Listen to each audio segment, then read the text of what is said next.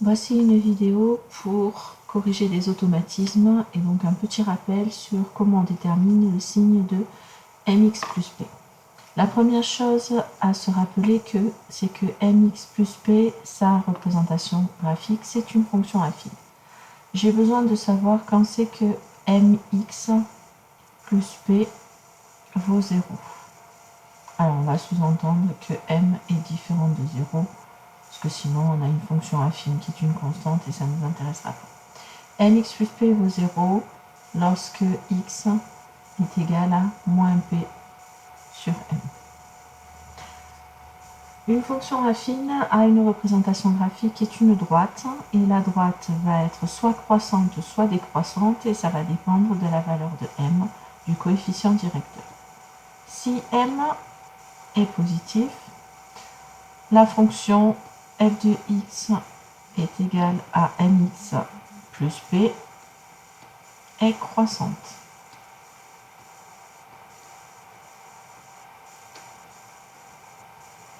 Du coup, la représentation graphique de cette fonction, on peut la faire comme ceci. Elle va couper l'axe des abscisses en moins p sur m. Et vu qu'elle est croissante, elle va être de ce type-là. Donc, si je me place entre moins l'infini et plus l'infini, ma droite coupe, donc là je vais mettre le signe de mx plus p. Donc mx plus p, on a dit que ça valait 0 en moins p sur m. Et graphiquement, on constate que lorsqu'on est entre moins l'infini et moins p sur m, on est sur cette partie du graphique, la droite est au-dessous de l'axe des abscisses, donc de signe moins. Ensuite, entre moins p sur m et plus l'infini, la droite est au-dessus de l'axe des abscisses, donc de signe plus. Voyons le cas si m est négatif. f de x, qui est toujours de la forme mx plus p, va à ce moment-là être décroissante.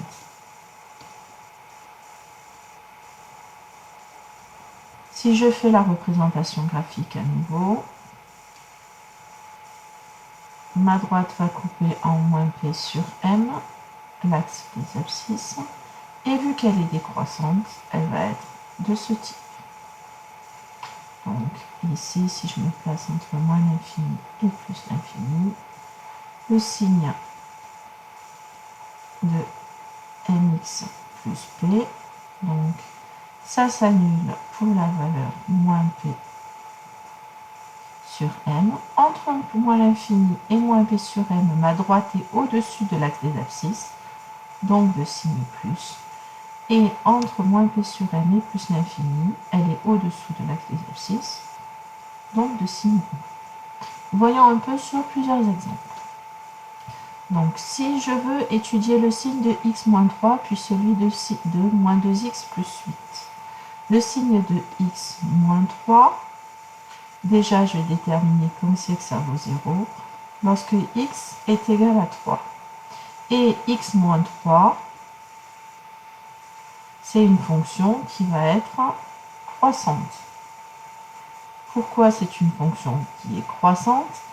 Parce que la valeur que je vais mettre devant x, c'est sous-entendu 1, et donc m est égal à 1, dans ce que j'ai dit précédemment, et donc c'est positif.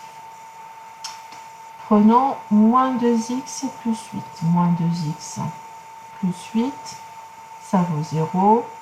Lorsque moins 2x est égal à moins 8, lorsque donc x est égal à moins 8 sur moins 2, c'est-à-dire 4. Ici, dans moins 2x plus 8, c'est une fonction qui est décroissante. Pourquoi elle est décroissante? Parce que m, c'est cette valeur, et elle vaut moins 2 qui est négatif. Ce qui nous intéresse maintenant, ce n'est pas que le signe de x moins 3 et le signe de moins 2x plus 8. Il me faut aussi en déduire le signe de x moins 3, facteur de moins 2x plus 8. Et donc, du coup, je vais avoir plusieurs informations qui doivent apparaître dans mon tableau. Donc, sur une première ligne, je vais mettre le signe de x moins 3. Ensuite, j'ai le signe de moins 2x plus 8. Et pour terminer, le signe de x moins 3, facteur de moins 2x plus 8. Donc, les valeurs de x vont entre moins l'infini et plus l'infini. Et je regarde les valeurs que je viens de trouver d'annulation. J'ai trouvé 3 et 4. Donc, la plus petite, c'est 3. Et la suivante, c'est 4. 3, c'est la valeur qui annule x moins 3. 4, c'est la valeur qui annule moins 2x plus 8. X moins 3, on a dit que c'était une fonction qui était croissante. Donc, on a dit qu'elle était d'abord de signe moins, puis après le 0 de signe plus. Même si j'ai encore un intervalle, je reste de signe plus. Pourquoi? Tout simplement parce que ma droite est toujours croissante, donc toujours au-dessus de l'axe des abscisses. Moins 2x plus 8 s'annule en 4. On a vu que c'était une fonction qui était décroissante. Donc, elle est d'abord au-dessus de l'axe des abscisses. Puis, tant que je n'ai pas récupéré mon 0, elle est toujours au-dessus de l'axe des abscisses. Puis ensuite, de signe moins. Et puis là, je m'intéresse en fait au produit des deux expressions précédentes. Si j'ai un facteur qui est négatif et l'autre qui est positif, le produit sera négatif. Si un des facteurs vaut 0, le produit vaudra 0. Les deux facteurs sont de signe positif, le produit est de signe positif. Si un des facteurs vaut 0, le produit vaut 0. Et si les facteurs et un de signe positif, l'autre de signe négatif, le produit sera de signe négatif. Voilà comment on fait pour établir le signe de x-3 facteur de moins 2x plus 8. Voyons sur un autre exemple. Étudions le signe de 2x moins 10, puis celui de moins x plus 6, pour en déduire le signe de 2x moins 10 facteur de moins x plus 6. D'abord, je commence avec 2x moins 10 qui est égal à 0. Ça veut dire que 2x est égal à 5. 2x est égal à 10. Puis je divise par 2. Donc x est égal à 10 divisé par 2, ce qui nous donne 5. Voyons le signe de moins x plus 6. Moins x plus 6 vaut 0 lorsque moins x est égal à moins 6 et donc que x est égal à 6. Si je prends cette fonction-là, 2x moins 10, la valeur de m c'est 2, c'est positif, donc je vais avoir une fonction qui est croissante. Pour moins x plus 6, la valeur de m, c'est moins 1, qui est négatif, donc j'ai une fonction qui est décroissante. Comme tout à l'heure, maintenant, je vais faire le tableau de signes. Donc, pour cela, je fais un tableau de signes qui va être la synthèse de tout. Donc, à nouveau, je suis à valeur de x qui est entre moins l'infini et plus l'infini. Les valeurs d'annulation que je viens de trouver sont 5 et 6. 5 est la plus petite, 6 la plus grande. Donc, je vais mettre le signe de 2x moins 10, le signe de moins x plus 6 et le signe du produit 2x moins 10 facteur de moins x plus 6. 2x moins 10, on a dit que ça s'annulait pour x égale 5. La fonction est croissante, donc elle est d'abord de signe moins, puis ensuite de signe plus, et ici encore de signe plus. Moins x plus 6, on a dit que ça s'annulait en 6. C'est une fonction qui est décroissante, donc tant que je n'ai pas récupéré mon 0, elle est de signe positif, puis ensuite de signe négatif. Multiplier un non négatif par un non positif, ça fait un non négatif. Multiplier par 0, ça fait 0. Plus par plus, ça fait plus. 0 fois quelque chose, ça fait 0. Plus par moins, ça fait moins. Et on a déterminé le signe de 2x moins 10, facteur de moins x plus 6. Il nous reste encore deux exemples pour être sûr que vous avez compris. Le signe donc de x moins 6 et le signe de moins 2x plus 10 pour établir le signe de x moins 6 facteur de moins 2x plus 10. À nouveau, x moins 6 qui vaut 0 lorsque x est égal à 6. Moins 2x plus 10 vaut 0 lorsque moins 2x est égal à moins 10. Donc lorsque x est égal à moins 10 divisé par moins 2, ce qui fait 5. Ici, la valeur de m est sous-entendue 1, donc elle est positive. On a une fonction qui est croissante. Ici, la valeur de m, c'est moins 2, elle est négative, donc on a une fonction qui est décroissante. Établissons maintenant le tableau de signes de mes deux facteurs pour en déduire le signe du produit. Comme précédemment, je place x qui varie entre moins l'infini et plus l'infini. Les valeurs d'annulation sont 6 et 5. La plus petite est 5, la suivante est 6.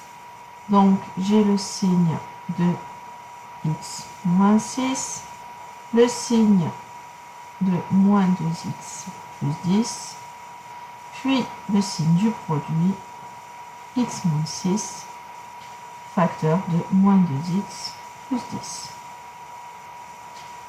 X moins 6 s'annule pour x égale 6. On a dit que c'était une fonction qui était croissante, donc la représentation graphique est une droite qui est au-dessous de l'axe, donc deux signes moins,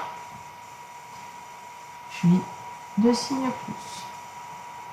Moins 2x plus 10 s'annule pour x égale 5, c'est une fonction qui est décroissante, donc la droite est d'abord au-dessus de l'axe des abscisses, donc deux signes plus, puis deux signes moins. Je fais le produit moins par plus, ça fait moins. 0 fois quelque chose, ça fait 0. Moins fois moins, ça fait plus.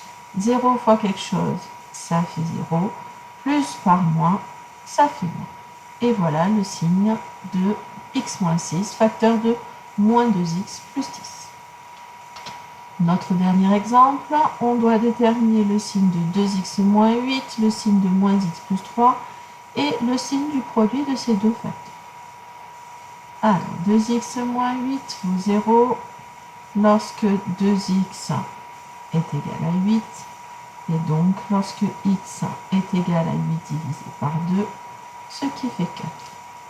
La valeur de m ici, c'est la valeur qui se trouve devant le x, le coefficient directeur, c'est 2, c'est positif, donc c'est une fonction qui est croissante.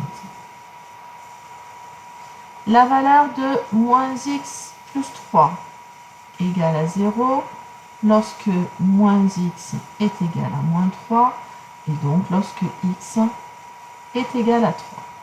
La valeur de m ici qui est sous-entendue, c'est moins 1, elle est négative, donc c'est une fonction qui est décroissante. On fait le tableau de signes maintenant avec ces trois lignes, le signe de chacun des facteurs pour en déduire le signe du produit. Donc j'ai la valeur de x qui est comprise entre moins l'infini et plus l'infini. Les valeurs d'annulation sont 4 et 3, la plus petite c'est 3, la suivante c'est 4. Donc j'ai le signe de 2x moins 8, le signe de moins x plus 3 et le signe de 2x moins 8, facteur de moins x plus 3. 2x moins 8 s'annule pour x égale 4. C'est une fonction qui est croissante, donc elle est d'abord au-dessous de l'axe des abscisses, donc de signe moins, puis quand elle a passé le 0, de signe plus. Moins x plus 3, c'est une fonction affine qui s'annule en 3.